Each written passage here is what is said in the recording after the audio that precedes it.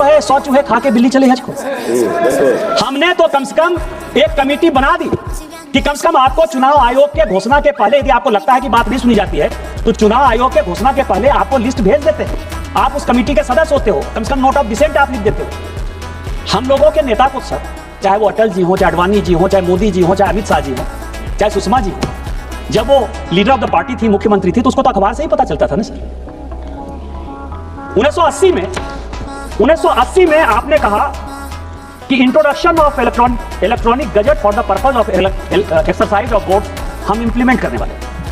1980 से आप जिन चीजों को पूरे देश को घुट्टी पिलाते रहे, हमारे जैसे लोगों को मूर्ख बनाते रहे, बैलेट से जो है आप लूट कर जो है हमारे वोटर को तंग करके आते रहे और कहते रहे बार बार कि हम इलेक्ट्रॉनिक गजेट से चुनाव लड़ेंगे, आज उसी ईवीएम के खिलाफ आप मुझे बताने की कोशिश कर रहे हो।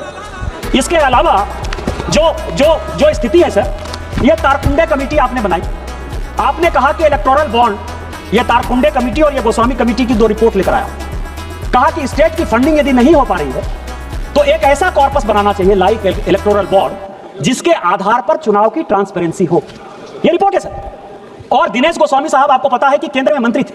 जिस रिपोर्ट का जिक्र किया मैंने सर, पहली बार ऐसा हुआ ज्वाइंट पार्लियामेंट्री कमेटी में कि एक मेंबर ऑफ पार्लियामेंट के अंडर में कानून मंत्री HR गोखले उस ज्वाइंट कमेटी का मेंबर था सर। आपने उन सभी जगह जो है कमिट किया कि हम इलेक्टोरल बॉन्ड्स बनाएंगे।